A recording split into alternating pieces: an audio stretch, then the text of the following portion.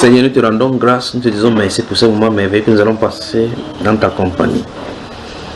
Père, tu as dit lorsque vous serez debout et quand vous posez des questions, ne préméditez pas votre réponse. C'est en cela, Père, nous sommes contents, Père, parce que tu es le Dieu qui répond et qui répond aux questions. Je prie, Père de gloire, que les questions qui seront posées ici, que toi-même tu les réponds. Au nom du Seigneur Jésus-Christ. Amen. Amen. Soit ton service.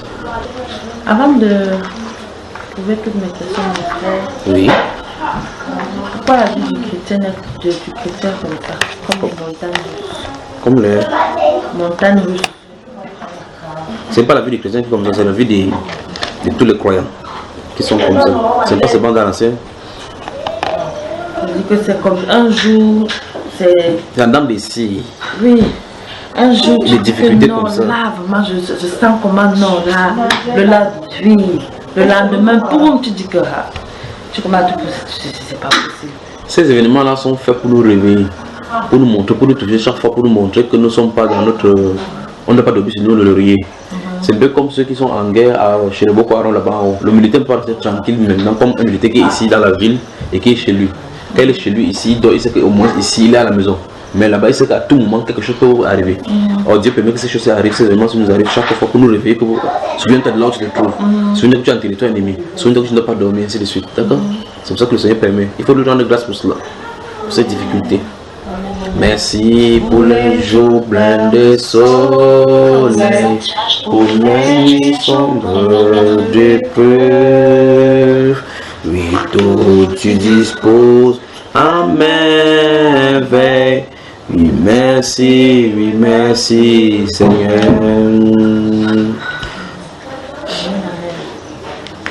Non, c'était surtout ça.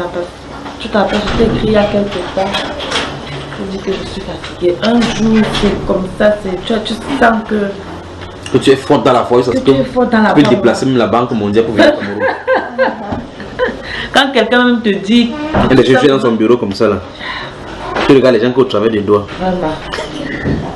Vraiment, des fois tu te dis que c'est pas vrai, Seigneur. C'est qu'est-ce qui m'arrive, est-ce que je vais y arriver? Lisons Romains chapitre 8. Romains.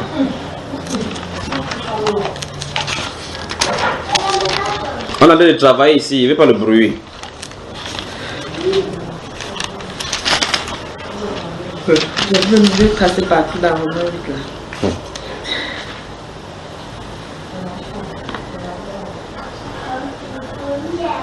Verset 37 à dernier. Je ne veux pas de bruit. La dernière fois je parle. C'est seulement là. Mais dans tout cela, nous sommes bien plus que vainqueurs par celui qui nous a aimés. Oui, j'en ai l'absolue certitude. Ni la mort, ni la vie, ni les anges, ni les dominations, ni le présent, ni l'avenir, ni les puissances, ni ce qui est en haut, ni ce qui est en bas, ni aucune créature. Rien ne pourra nous arracher à l'amour que Dieu nous a témoigné en Jésus-Christ notre Seigneur. Donc tu vois effectivement que il y a potentialité que les choses viennent de tes côtés, mais il dit que ça ne doit pas nous arracher. Parce qu'effectivement, c'est vraiment comme si, moi, particulièrement, j'ai l'impression qu'un jour, je sens que moi, je cherche le Seigneur, comme si le lendemain, le Seigneur est loin de moi. C'est une impression. C'est pas ça. C'est pour ça que le Seigneur n'a pas voulu que nos relations avec lui soient basées sur les sentiments, sur le pressentiment, sur les chairs d'épaule. Il a fait que ça soit basé sur la foi. La foi, c'est quoi? L'assurance que il est là. La question maintenant, c'est cette fois, c'est avoir confiance. Ça va avoir confiance que le Seigneur, dans Matthieu chapitre 28, il a dit: je suis avec vous tous les jours jusqu'à la fin du monde. Il a dit ça, non? Il a dit ça. Alors, ça veut dire que quand il a déjà dit, ça veut dire du lundi à lundi. De lundi à lundi. De lundi à lundi. De lundi à lundi, d'une année à une autre, jusqu'à ce qu'il revienne, il sera avec toi. Il a déjà promis. Amen. Ça veut dire qu'il lui fait confiance. Ça veut dire, quand il était dans le bateau, avec ses disciples, il était sur la terre physiquement. Ça n'a pas empêché que les cyclones frappent le bateau. Celui qui a dit à l'apôtre Pierre, à l'apôtre Paul, que de la même façon que tu as témoigné ici dans cette ville, il faut que tu témoignes à Rome. Donc il savait que l'apôtre devait aller à Rome. Celui qui a communiqué, qui a envoyé l'apôtre Paul à Rome. Mais dans celui des Actes des Apôtres, chapitre 26 ou chapitre 28, l'apôtre Paul n'est pas allé à Rome sur les lauriers. Il n'est pas allé en première classe. Ils ont dû échouer sur une île où le serpent même a enroulé dans ses mains. Quand il s'est roulé sur sa main, qu'est-ce qu'on a dit? On a dit que cet homme-ci, voilà, la justice humaine n'a pas eu. Voilà maintenant quand même que Dieu a le traité. Mais il ne sait pas que derrière cette difficulté-là, c'était Dieu qui était derrière. Donc en clair, le Seigneur était avec nous, même dans les difficultés. Il a dit quand tu marches, si tu traverses les eaux, je serai avec toi. Il n'a pas dit qu'il va t'enlever sur les eaux. Non, il dit qu'il sera là. Donc vous allez traverser ensemble. C'est-à-dire que toi et Dieu, vous portez la chose ensemble. Toi et Dieu, vous subissez la difficulté ensemble. Parce que c'est à cause de son nom que tu as de souffrir ainsi. C'est ça le vrai problème. Le vrai problème avec les chrétiens, c'est qu'ils s'attendaient à ce que quand ils sont comme ça, le Seigneur dit que je suis là. Je suis là. Il a déjà dit qu'il est là. Il a dit, à ressentir, c'est ce que tu avoir les sensations. Si je ressens les sensations, Satan peut produire ces sensations-là. Tu comprends cela? La confiance en Dieu, le point de connexion, c'est dans le cœur. Les circonstances qui sont bien arrangées et calmes ne doivent pas arranger le chrétien. Les circonstances bien calmes, douces, ne doivent pas arranger les chrétiens. Ça doit te pousser à te remettre en cause. Sinon tu as été compromis déjà avec le monde au le monde est calme devant toi. D'accord? Voilà. D'accord. Et quand dans les périodes là justement où tu es au bas de la dent de Scylla, qu'est-ce que tu dois faire? La Bible déclare que quand j'ai été dans la fosse, j'ai invoqué l'Éternel. L'Éternel m'a signalé, m'a répondu. Ça veut dire quoi concrètement? Ça veut dire que quel qu'en soit ce qu'il en est, tu as un Seigneur. Et tu as un Seigneur, tu lui dis Seigneur, j'ai confiance. L'apôtre Paul, quand il était là enfermé dans la prison, il dit que nous désespérions même de vivre, nous conserver la vie. Il dit nous désespérions. Ça veut dire que c'est quelque chose. Allons-y, 2 Corinthiens.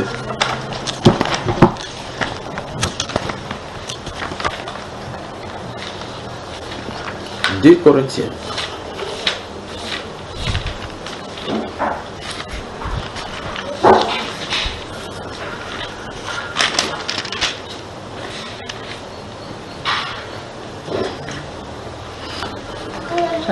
Chapitre 1. Verset 3 et suivant, lisons à haute voix. Béni soit Dieu, le Père de notre Seigneur Jésus-Christ, le Père qui est plein de bonté, de tout le confort dans toutes les situations. Il nous reconforte dans toutes nos détresses, afin qu'à notre tour nous soyons capables de reconforter ceux qui passent par toutes sortes de détresses. Vous avez entendu? Voilà. C'est la version Semeur là-bas, n'est-ce pas? En leur apportant le reconfort que Dieu nous a apporté. De même en effet. Donc ça veut dire que là, en clair, le réconfort que tu as, c'est pour te dire que quand quelqu'un sera dans cette même situation, d'après ce que tu as dit là, il faut que tu apportes la même chose. C'est ça. Donc Dieu lui fait ressentir quelque chose pour que nous comprenions ce que d'autres ressentent. Continuons. De même en effet que les souffrances du Christ surabondent dans notre vie, surabonde le réconfort qu'il nous donne. Si donc nous passons par la détresse, c'est pour votre réconfort et votre salut. Là, l'apôtre va nous parler d'eux. Ils sont des traversées. Il s'adresse aux chrétiens. Il dit si nous passons par la détresse, c'est pour votre réconfort. Votre salut. Oui. Et si nous sommes réconfortés, c'est pour que vous receviez vous aussi du réconfort afin de pouvoir supporter les mêmes souffrances que nous endurons. Ça veut dire quoi? Ça veut dire que si c'est à un moment donné, donc sachez que vous pouvez aussi subir les mêmes choses que nous avons subies. En ce moment, quand vous allez subir ça, vous allez dire que ok, il y a aussi le frère Paul et autres, les Timothée, qui ont subi ces choses-là, Dieu les a fait passer là-dessus, donc c'est normal. Dans Actes chapitre 14, verset 22 et 23, il dit que vous savez que c'est par beaucoup de tribulations et de souffrances qu'il nous faut posséder le royaume, entrer dans le royaume. Continuons. Et nous possédons à votre sujet une ferme espérance. Car nous savons que si vous avez part aux souffrances, vous avez aussi part au réconfort. Solide.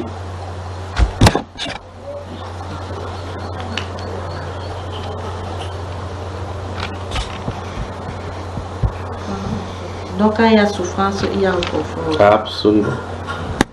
Continuons. Il faut en effet que vous sachiez, frères, quelle détresse nous avons connue dans la province d'Asie. Nous étions écrasés, à bout de force, au point même que nous désespérions de conserver la vie. Tu entends? Donc ça veut dire que toi, tu n'as encore jamais rien traversé comme lui. Or, il ne parle pas seulement de lui, il parle avec lui et le frère Timothée. Parce qu'au départ de ces 2 Corinthiens, il se présente comme Paul, apôtre, et le frère Timothée. Donc il n'était pas seul dans ce cas-là. Alors, tu vois effectivement que c'est que les apôtres et les choses, les prédicateurs de ces moments, c'est qu'ils disent que quand les gens souffrent, c'est que ça veut dire qu'il y a quelque chose qui ne va pas. Il dit ici, et si ça avait été les pentecôtistes d'aujourd'hui, il dirait que non, l'apôtre Paul fait un mauvais enseignement parce qu'il faut que quand quelqu'un souffre, il dit non, les souffrances est terminée, il confesse que c'est terminé. De Jésus, confession de la foi que c'est terminé. Ici, il dit que eux, ils désespèrent même quoi, il était dans des courageux. Ils ont fini de conserver la vie. Oui. Nous avions accepté en nous-mêmes notre condamnation à mort. Tu entends ça? Ils avaient fait quoi? En eux-mêmes.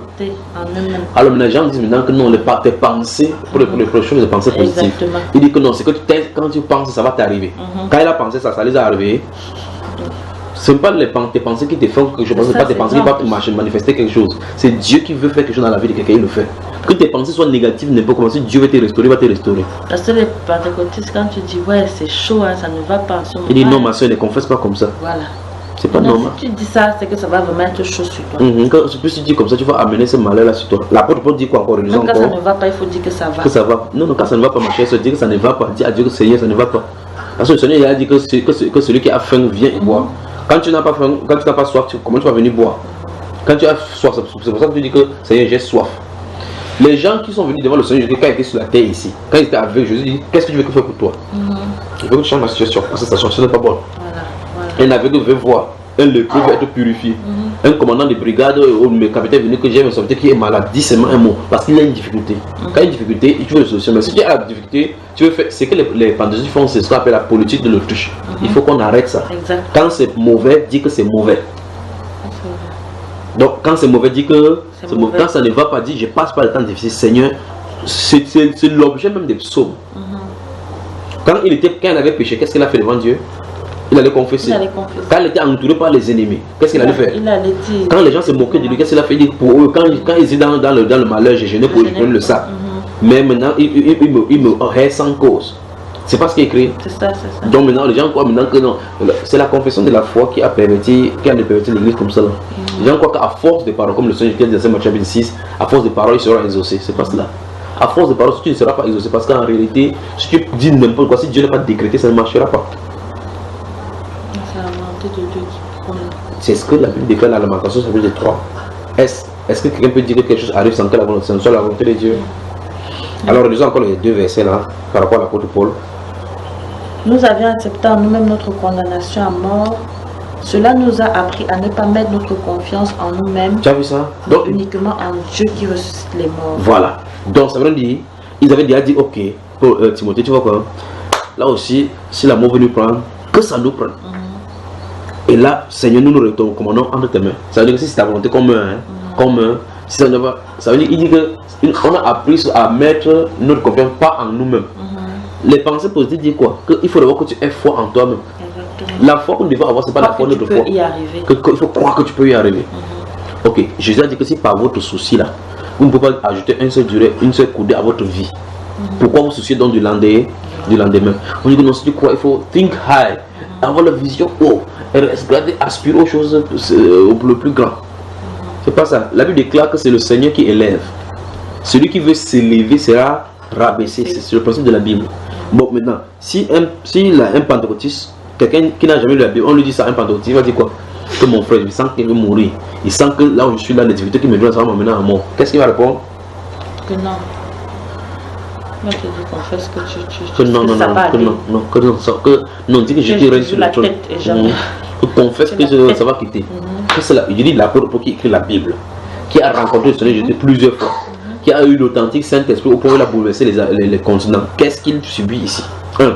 Avec le Saint-Esprit, être proche du Seigneur, il cause avec le Seigneur, ça n'a pas empêché qu'il soit dans la difficulté. Quand il était dans la difficulté était même jusqu'à ce qu'il sait que ici l'arrêt de mort, il sent qu'on ne peut pas s'en sortir. Il dit que cela est arrivé. Ils ont eu à comprendre qu'il faut mettre confiance en eux-mêmes. Parce que tu es dans ces difficultés. Tu as confiance en toi-même. Tu vas faire comment pour t'en sortir. L'apôtre Pierre était en prison dans Actes chapitre 12. Comme Hérode avait fait décapiter Jacques. Et voyant que cela a plu aux Juifs, il a maintenant demandé qu'on arrête Pierre. Pierre était fermé dans l'église, dans la prison. 4 escouades étaient là pour garder, n'est-ce pas? Il était couché là carrément avec les chaînes sur lui. Ok. Si tu es dans cette situation, confesse que je ne crois pas que c'est en prison, je ne crois pas que c'est en prison, que la chaîne là que tu t'envoies. Tu suis? Okay. Si dans cette condition là, on t'enferme dans la prison. Tu dis que je crois que la grille s'ouvre, tu fermes tes yeux, tu pries en langue comme les gens disent là, tu pries en langue que les grilles sautent. Quand tu vas ouvrir les yeux, la grille va sauter. Non. Mais qu'est-ce que le Seigneur a fait? La Bible déclare que l'église ne cessait d'intercéder pour lui. en sa faveur. On demande à la prière que Seigneur, que ta miséricorde. Tu vois que les gens ne se confessent pas, l'église ne confesse pas sur la puissance du Saint-Esprit qu'ils ont eux pour briser, que nous brisons les chaînes. Il ne faut pas ça. Ils intercédaient pour lui que Seigneur, miséricorde. Dieu a envoyé son ange pour délivrer l'apôtre Pierre, qui avait reçu le capitanat, qui avait reçu la clé pour ouvrir et le fermer comme il veut. Ah mon frère, Dieu nous a donné le pouvoir, l'autorité sur toutes les chaînes. Ah oui, voilà la personne à qui on a parlé face à face. Au moins quand tu lis dans les Écritures, l'apôtre Pierre, c'est de bouche à oreille que Jésus lui a dit. Tu es Pierre et sur cette pierre je bâtis mon église. Et les portes de Jésus mon prénom pour te donner les clés du royaume. C'est pas ce qu'il a dit. Ok, maintenant le voilà. Avec les clés là, il a ouvert la grille. Mais il faut faire attention. Et justement, ce dont tu passes verset, les pentecôtistes utilisent ça pour dire justement que nous brisons. Même si n'importe quelle chaîne, même si la situation, n'importe quoi qui est arrivé, on les brise. Tout ce qui est lié sur la terre sera lié au ciel. Ok, si Pierre réussit ça en prison, c'est ça le problème. Il se couche là-bas dans le sol, il est seul là-bas. S'il finit bavarder, il n'est pas fatigué. Pierre a bien compris que le bavard ne servira à rien. Il est entre les mains de Dieu. Si Dieu décide, d'abord, on a attrapé Jacques, on a décapité. Pourquoi Dieu n'a pas arrêté? Tu as vu? On a lapidé Étienne. On dit Étienne était rempli du Saint-Esprit. C'était un homme qui était plein d'esprit. Il parlait de ça, son visage était changé, avait changé comme pour un ange. Quand on a lancé le cahier sur lui, ça l'a touché. Dieu n'a pas fait disparaître là-bas. Dieu pouvait le faire disparaître. Mais quand Dieu voulait faire disparaître quelqu'un, dans un chapitre 7 justement, c'est à cause de ce moment-là que l'évangile va aller de lui aller pour annoncer l'évangile.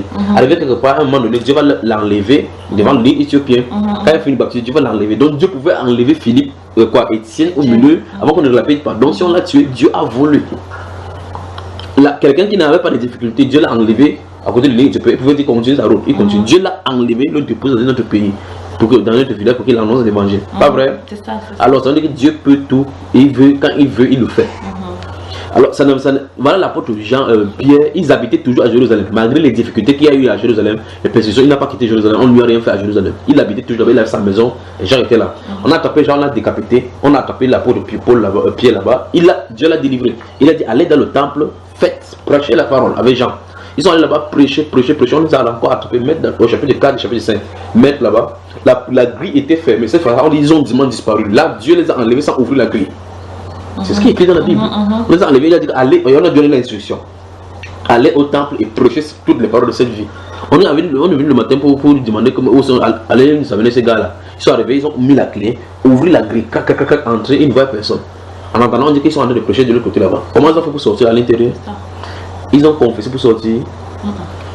La confession de la foi est une bêtise. Mon frère, une question. Oui. Tu sais, on s'appuie souvent sur, je crois que c'est dans Roi, la femme tsunami, tout va bien.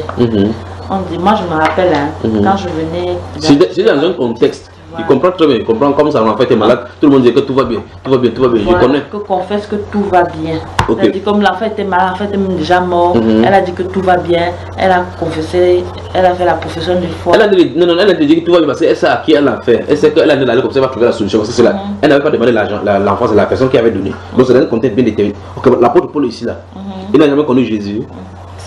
Il a des difficultés qu'il a eu, jusqu'à l'a délivré. Pourquoi ici il ne confie pas que Jésus-Christ va faire telle ou telle chose? Il dit seulement que nous avons regardé, arrête. Où est le Saint-Esprit en ce moment là? Parce qu'il cause avec le Saint-Esprit. Tu vois plus là, n'est-ce pas? Donc ils avaient une vie quotidienne comme les nôtres. Ok. Donc le Saint-Esprit en toi ne dispense pas que tu traverses par des difficultés. Ne dispense pas des difficultés. Au contraire, ça attire justement le fait que les ennemis seront plus tout contre toi. Donc tu dois être en état d'alerte chaque fois. Parce que quelqu'un qui a le Saint-Esprit en lui, il est exactement comme il y a les ténèbres sur la terre. Imagine, comme il n'y a pas d'électricité quelque part, il y a une ampoule quelque part, une torche qu'on allume. Depuis dans toute l'obscurité, on le discerne à la distance qu'il y a une lumière là-bas. Il dit quand il y a les ténèbres, quand on coupe la lumière, si quelqu'un met une torche à distance, tu peux voir. C'est comme ça quelqu'un qui est né de l'Esprit de Dieu qui se trouve dans ce monde aussi. N'importe où il y a les ténèbres, sache que celui-ci, ce n'est pas de nôtre. Il n'a pas de ténèbres. Vous êtes la lumière du monde. Malgré cela, donc. Et c'est justement ça, à cause de la présence de l'esprit dans notre vie, qui attire les fougues de l'ennemi. Parce que nous ne devons pas être dans les ténèbres. Amen. Amen. La confession de la foi est une bêtise. Il a dit de toutes les manières, ne vous inquiétez pas si le monde vous est. Moi, il m'a détesté. D'accord. Également, autre question. Donc, j'avais bien écouté dans des ordres, je vais encore écouter bien la note. Nous avons besoin du Saint-Esprit. Maintenant, je veux savoir, quelqu'un dont vers qui le Seigneur vient. Enfin, quelqu'un donc le prédestiné. Le Seigneur donc t'appelle. Tu n'as pas encore le Saint-Esprit. Oui. Qu'est-ce que tu dois faire donc pendant ce temps? Demander au Seigneur tous les jours. C'est toi qui d'abord appelé. Non. Quand tu étais là, tu n'entendais pas le voix. Quand tu as appelé, maintenant tu fais comment? N'est-ce pas? On a vu déclarer celui qui a commencé cette bonne œuvre à vous la rendra parfaite pour le jour de Christ. Quand Corneille dans Actes chapitre 10 était là de prier, c'est lui qui a fait que l'ange vient. Et c'est lui qui a fait que l'ange vient. Quand dans le livre de Luc au chapitre 1 verset 15, verset 5, chapitre 1 verset 5 suivant, l'histoire de Zacharie et Élisabeth, c'est eux qui ont demandé que l'enfant Jean-Baptiste vienne pour pouvoir préparer le Messie. Dieu est au ciel, il bloque ton entraille, il n'accouche pas, il attend, tu prends, tu pries, il faut vous entendre, après un jour il envoie l'ange, il dit que tes prières ont été exaucées. Donc la volonté de Dieu va entrer en action, mais tu es dans la volonté de Dieu sans te rendre compte. Là maintenant il envoie, tu accouches l'enfant, ça te réjouit aussi comme tu as accouché l'enfant, mais c'est pas trop pour te réjouir, c'est pour son œuvre à lui. Tu as vu cela? Alors l'enfant sort, il ne prend pas lui de femme. Il est là, si c'était nous, on devait dire quoi? Que non, nous avons besoin d'un petit enfant, nous n'y a que toi seul. T'es marié, qu'est-ce qu'il y a là? Mais Dieu a là envoyé pour une mission. Maintenant, quand nous prenons le cas, comme je disais tout à l'heure, que pour le cas de Corneille, il prie, il fait seulement ce qu'il a fait. Mais le jour où Dieu veut, il décide de le sauver. Tu as vu, il dit envoie à Joppe appeler Simon, appeler Pierre. Il est de Nové chez à côté de la mer là-bas. Lorsque Dieu a décidé de sauver, quand Dieu décide de sauver n'importe qui, il va sauver et rien ne peut empêcher cela. Le roi éthiopien, dans Actes chapitre 8, lorsqu'il rentrait à Jérusalem à adorer, quel à Jérusalem à adorer, il était au milieu de tout le monde. Juste s'est rentré chez lui. Dieu savait qu'il était là. Si c'était les évangélistes de Pierre, personne, parce qu'il est rentré de Jérusalem, personne n'a repéré qu'il était là. Dieu ne l'a-t-il pas repéré? Si. Okay. Donc celui qui a commencé cette bonne œuvre la rendra parfaite pour le jour de Christ. C'est ce qui est écrit. Donc il faut seulement, ce qu'il faut faire, c'est soupirer. Soupirer. Chaque fois quand tu dois la prier, tu soupires après cela. Parce qu'il a dit celui qui a soif vienne et boive. D'accord? Il faut que ça arrive au niveau de là où il y a la soif. S'il n'y a pas la soif, s'il y a seulement la connaissance que waouh, il faut me faire telle chose, ça ne marchera pas. Ça doit quitter au niveau de la connaissance au niveau de la soif. Et c'est lui qui doit créer cela. C'est que quand il parle de la soif, ça suppose que quoi? Soit j'ai ça, soit je meurs. Sinon je meurs. C'est ça dans les questions. D'accord. Et c'est lui qui crée cela. Le vouloir et le faire. Bon, d'accord, ça c'est des notes. C'est-à-dire, tu avais dit, il y a des choses en nous, il n'y a que le Saint-Esprit qui peut enlever ça. Tous les jours, on bagarre, mais il n'y a que la puissance du Saint-Esprit. Si elle est mauvais caractère, comment tu peux faire pour enlever? C'est ça que je dis, tous les jours tu bagarres, que non, aujourd'hui.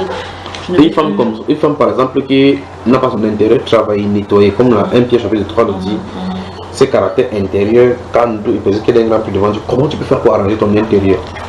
Il faut que ce soit le Saint-Esprit. Tous les jours tu dis qu'aujourd'hui j'enlève la colère. Deux jours après tu entends, tu vois que tu es revenu sur ça 4 fois plus. Voilà. C'est pour ça qu'il ne faut pas faire cette chose, il faut se désarmer. Il faut faire ce qu'on a en anglais, I surrender. Tu laisses toi te mettre le Seigneur, tu vas voir comment le Saint-Esprit allait te transformer et te mouler à lui-même. Un jour, le moment arrive où quelque chose arrive au-devant de toi où tu devais réagir. Tu es surpris plutôt de la non-réaction. Tu te poses la question, mais qu'est-ce qui m'arrive? Voilà. Mais quand tu fais les échos pour faire, c'est exactement comme les gens font dans les autres religions. On dit qu'il faut jeûner, il faut faire la 16, les méditations transcendantales pour pouvoir faire la maîtrise de soi. La maîtrise de soi qu'eux ils font, ça leur donne l'aspect quand tu vois, non, j'aime les orientaux. Non, c'est une bombe à retardement. C'est pour ça qu'on voit les musulmans aujourd'hui, tu vois quelqu'un, on dit que non, le musulman ça a été calme, il ne dérangeait pas. Comment quelqu'un qui est calme pense subitement la bombe humaine? Parce que lui était d'abord une bombe intérieure. Tu vois, il a seulement extériorisé cela. Donc, essayer de calmer, c'est que les autres religions font, c'est exactement comme vous avez un tuyau percé dans le mur. Vous prenez le chewing-gum, vous mettez sur ça, vous prenez la peinture, vous tuez là-dessus. Ça ne résout pas le problème. Il faut casser le mur. Fermer le tuyau là où il y a le trou là depuis l'intérieur. Parce que si tu cimentes le mur, l'eau est censée sortir. Ça va sortir, tu vas voir l'auréole causer tout autour du mur pour montrer que le mur est mouillé, pour montrer qu'il y a un problème. Donc en fermant le mur, c'est pas le problème. On n'essaie pas de cacher un problème. Le Seigneur Christ enlève ça depuis la racine. Parce qu'il a dit c'est de l'intérieur que viennent les mauvais désirs, les meurtres, les adultères, le vol, ainsi de suite. C'est ça qui vient, c'est ça qui sort de l'homme et c'est ça qui souille l'homme. Ce qu'on fait, c'est qu'on essaie de. Et ce n'est que lui qui peut enlever. On essaie de cacher plutôt. On dit que c'est les techniques de méditation. Si tu veux te cacher, fâcher, appuie 2 fois ton doigt. Alors, tu vas appuyer 2 fois ton doigt, il y a quelque chose à l'intérieur, tu appuies 2 fois ton doigt pour te souvenir qu'on a le coup de fâcherie, l'arrêter. Mais le problème c'est que quand tu fais ça, ça arrête, mais ça n'a pas enlevé la fâcherie, parce que ça se trouve dans le cœur. Petit à petit, ça s'accumule, et ça te tue à petit feu. Si le Fils vous a franchi, vous serez réellement libre. C'est pour ça que ce domaine-ci n'appartient qu'à Dieu, parce que c'est lui ce qui peut travailler sur le cœur. Oui. La Bible déclare dans ce proverbe chapitre 26 là, que celui qui se confie en son cœur est un insensé. Là, il a pensé qu'il faut aussi dire qu'il faut avoir confiance en toi-même. Il dit, mon fils, donne-moi ton cœur. Donne-moi ton cœur. Quand tu donnes le cœur à Dieu, il traite. Là maintenant, tu peux savoir maintenant que maintenant mon cœur a confiance en Dieu. Même si ma chair s'est détruite, j'ai confiance en lui. Et par conséquent, si n'importe quoi t'arrive, tu sais effectivement que Dieu qui a commencé à vivre dans ta vie, il sait pourquoi il a envie de faire. C'est une école par laquelle il veut que tu traverses. D'accord? Moi, par exemple, nous concernant, je suis dans cette phase où justement, principalement, je me dis, abandonne-toi totalement entre le Seigneur. Mais des fois, je me retrouve encore en train de vouloir me battre par moi-même. Oui. Tu vois? Et c'est ça qui me peine souvent. Peut-être le soir, quand je rentre à la maison, là, après la journée de travail, je médite un peu sur ma journée, là, quand je veux déjà commencer à prier. Et je dis, mais non, quand j'ai réfléchi comme ça, là, quand je me trouve encore en train de trop réfléchir, justement, après je me dis, quand je dis que, mais tu réfléchis même comme tout ce qui t'arrive là, c'est le Seigneur qui avait déjà décidé ça. Donc, pourquoi tu t'as... Mais ça me dérange. Pourquoi je dis, pourquoi je n'arrive pas à complètement m'abandonner. Un jour, je m'abandonne, le lendemain, je m'oublie, je vais me retrouver. Comme j'étais tellement habituée à... Moi, j'ai toujours été tellement habituée à... Bon, moi, je suis seule avec mes enfants, donc il faut toujours que je me batte par moi-même. J'ai toujours été que non, je me batte par moi-même. Personne ne va venir se battre à ma place. Mais maintenant, avec la part de je me rends compte que maintenant, c'est pas moi, c'est pas toi. Parce que comme je disais, je commençais tellement à fatiguer. Je disais que maintenant, parce que je connais souvent, donc je commençais vraiment à fatiguer complètement. Et là, j'ai commencé... Si tu tombes dans le coma, tu fais comment avec les enfants? Nous sommes allés en Europe, nous avons fait 1 mois dehors. Si on est omniscient, omniprésent pour pouvoir suivre les enfants. Tu fais confiance, tout simplement.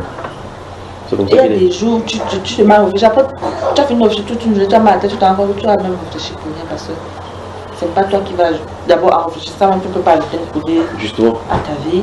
C'est pas toi qui. Et en plus, même la solution adéquate, tu n'y arrives pas. Oh, je ne peux pas la trouver. Alors que quand tu mets des choses en ordre entre les mains du Seigneur, tu vois que les choses s'arrangent par elles-mêmes. C'est comme si les événements arrivent tout naturellement. Mais pourtant, c'est lui qui est derrière. Exactement.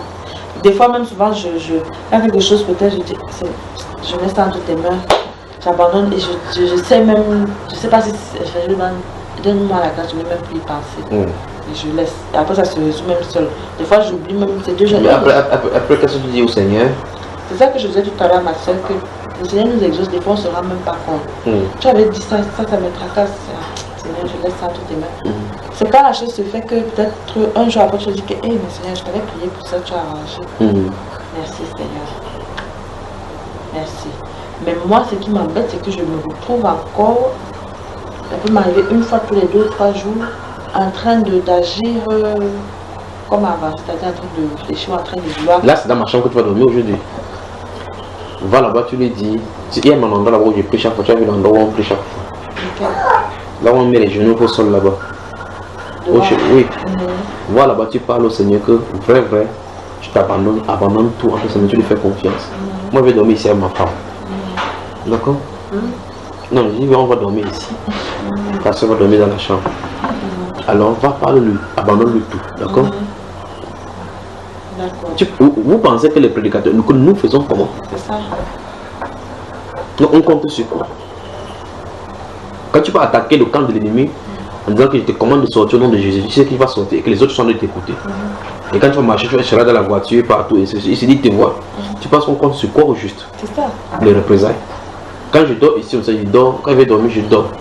J'ai confiance au Seigneur que le Seigneur veille sur moi. Le véhicule, depuis l'année dernière, quand tu es venu ici, le véhicule est dehors. C'est toujours dehors.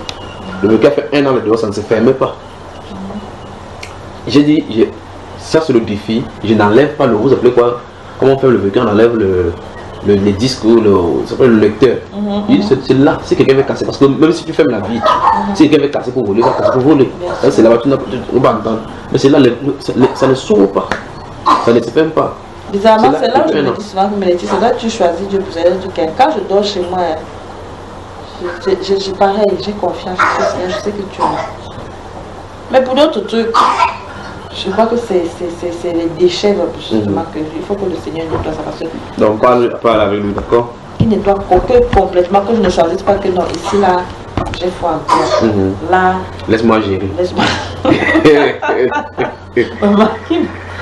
Ça me fait mal quand je suis fatiguée. Vraiment, pourquoi je suis toujours là en train de vouloir passer comme moi je peux? Je suis fatiguée d'avoir cette. Et t'appuies plus sur ta sagesse, d'accord? C'est ce que Proverbe chapitre 3 dit. Il confie-toi en l'éternel tout ton cœur et ne t'appuie pas sur ta sagesse. Dieu refuse que quelqu'un compte sur lui-même.